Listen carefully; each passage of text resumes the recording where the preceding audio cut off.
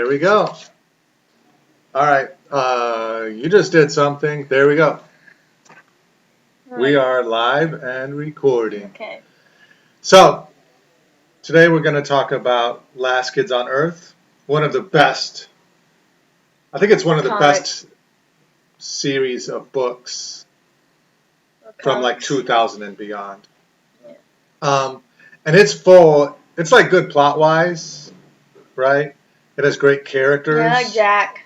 But it also, just like the more you zoom in, it has tons of good similes and tons of good adjectives, tons of good verbs. Oh yeah, but before we head in, there's not going to be spoilers in this video. Yeah, I don't think there is. We're not going to do any spoilers. We're going to be like, someone. Yeah, we're not going to tell any like plot things because all we're doing, we sort of decided, I don't know what you picked, but we got our top similes, our top 3 similes from the first book in the Last Kids on Earth series. All right, so you want to start with number 3? No, you start. I'll start with number 3. So my number 3, he's describing the sun in the way that the main character would. And he says, it's dark and the sun is setting, all orange like a creamsicle. Was that one of yours? No. No? Okay. What's your number 3? Dirk is a wild lion, all coiled up, ready to pounce. Dirk is like a wild lion. Yeah, I always say it is right? A wild lion. One of the key things with a simile, you know it's a simile pretty much when it uses the words like or as. Right? Okay, so he's like a wild lion, ready to pounce. Yeah, that's a good description of Dirk. My number 2 is, so Dirk is a tough guy for anybody not watching the series on Netflix or reading the books in I don't know, real life form. Well, that's not all. My number 2 is Dirk looks at me like I just asked him to slow dance. That's so good. All right. What's your number 2? Number 2 is my. This is Puth. For any Charlie Puth fans. So my chin falls to my chest, my arms go limp, and my head spins like a maniac merry-go-round. All right. I'm basically the Puth. The Puth feeling or the Puth emotion. That shouldn't. People won't get that it's a Charlie Puth thing. We just think the name, the sound of his last name, Puth, sounds like somebody being deflated, right? Like ready to go to Disney World, but then it's a thunderstorm or something, right? Or to go on a big trip, right? But something happens. Oh yeah, the pandemic happens.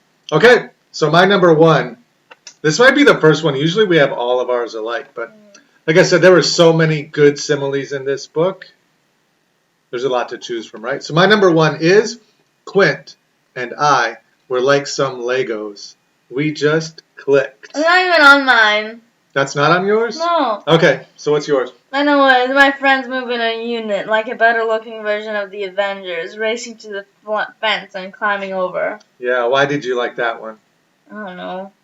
It's just battles and like everyone's ready to battle. Oh yeah, it's the final battle scene, this kind of deal. Yeah, I like the one about Legos because he has so many good things, not just for this one, but throughout the series. He uses Legos as a way to like describe how Jack is feeling or how they get along together or so on. So I love those things. All right, so we both said if we have like too many of the same, we'll have a bonus one. Did you have a bonus one? Yep. All right. You do your bonus one and then I'll do mine. Dora looks at me like I just asked him to slow dance. Yeah, why'd you like that? I don't know. What does that look like? What does it look like? Yeah. It's easy to imagine what that would be. Okay, so mine was also about Dirk. And I like this one also because he does it throughout the series in different ways. Because Dirk snores, right? So it says, Dirk snores like a grizzly bear suffering from a serious head cold. I love that one. Not because I know anybody who snores like that. Oh my God. But we do know one.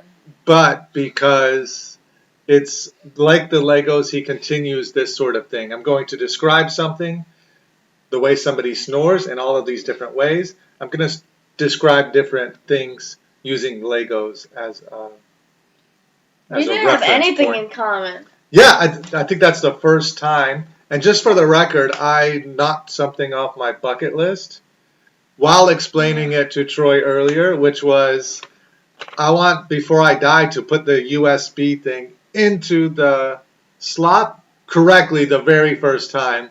And as I'm telling this to Troy, I actually did it. So score one for the home team on that one. All right, so Last Kids on Earth, if you haven't read it, read it and Now. enjoy the similes.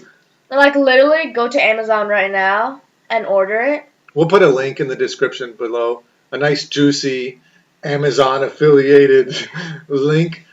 But yeah. Easily my favorite series that we've read, aside from Harry Potter. Yeah, everyone loves Harry Potter. Not everyone, for sure. Everyone. But it's a super fun series.